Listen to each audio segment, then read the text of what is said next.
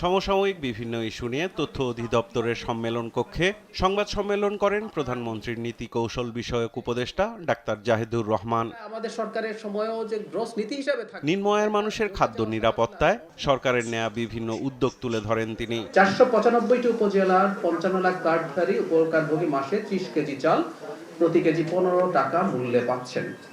6 মাস মোট এটা দেয়া হবে, August, September, October, November, March এবং এপ্রিল। যে সময়গুলোতে কাজের সংকট থাকে সেই সময়গুলোতে এটা থাকবে। বিদ্যুতের অতিরিক্ত বিল নিয়ে অভিযোগ দেওয়ার আহ্বান জানিয়ে সাম্প্রতিক গ্যাস সংকটের কারণ তুলে ধরেন ডাক্তার জাহিদুর রহমান। আগের সরকারের সময় থেকে তাদের নীতি ছিল যে আমাদের গ্যাস যা আছে সেটা আমরা এক্সপ্লোর না করে আমরা এলএনজি কিনবো, এলএনজি টার্মিনালে নিয়ে আসতে হয়, তারপর সেখানে রিগ্যাসিফিকেশন করতে হয়, আবার গ্যাসে কনভার্ট করতে হয়। আপনারা জানেন এরকম দুটো প্ল্যাটফর্ম আছে আমাদের। এর মধ্যে একটা প্ল্যাটফর্ম যেটা American company Excelerate energy operate করে, সেটায় একটা দুর্ঘটনা হয়েছে, অগ্নিকাণ্ড হয়েছে। খুব বড় দুর্ঘটনা হয়নি, কিন্তু এটা আর কাজ করতে পারছে না। এই কারণেই একটা বড় অংশের গ্যাস সাপ্লাই কমে গেছে।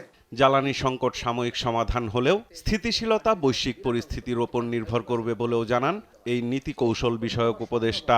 সরকার তার জায়গা থেকে সর্বোচ্চ চেষ্টা করছে, কিন্তু যে ক্রাইসিসটা গ্লোবাল, সেই ক্রাইসিসের কিছু ছড়ছাপটা, কিছু আঁচ আমাদের গায়ে আসার লাগার ঝুঁকি আছে। সো নাগরিকদের একটু প্রস্তুত থাকা, জ্বালানি ব্যবহারে সাশ্রয়ী হওয়া, এগুলো একটু দরকার আছে। এবং সবকিছুর পরও কিছু সংকট হবে, যেটা আমরা সবাইকে ভাগ করে নিতে হবে। প্রশ্নের জবাবে জাহেদ জানান নিজে থেকেই প্রাসঙ্গিক হতে চাইছেন শেখ হাসিনা। তার বক্তব্য প্রচারের বিষয়ে আদালতের নির্দেশনা মানার আহ্বানও জানান জাহেদুর রহমান। কারণ আমাদের তো চুক্তি আছে, যে বিনিময় চুক্তি। আমি ওনাকে ধরে বেঁধে আনতে চাই, উনি বলছেন আসবেন, তো আসুন, আমরা প্রস্তুত আছি। এবং আবার এটাও বলেছে, কিন্তু এটাকেও আবার অনেকে মিসইন্টারপ্রিট করেছেন, আমরা তার প্রতি কিন্তু ন্যায় বিচার নিশ্চিত করব। তার বক্তব্য প্রচারিত হতে দেওয়া উচিত। কেউ যদি মনে করেন, তিনি কিন্তু আদালতে যেতে পারেন, ওই রায়টাকে চ্যালেঞ্জ করতে পারেন। বাট আনলেস আদালত এরকম একটা রায় দিচ্ছে, এটা মেনে চলা প্রত্যেকটা প্রতিষ্ঠান, প্রত্যেকটা ব্যক্তির জন্য কর্তব্য।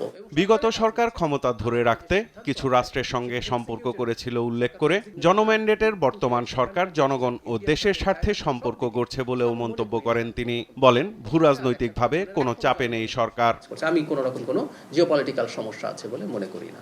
সাইফুল রিপন, দেশ টিভি, ঢাকা। আমরা একটু শেষ করি, অনেক সময়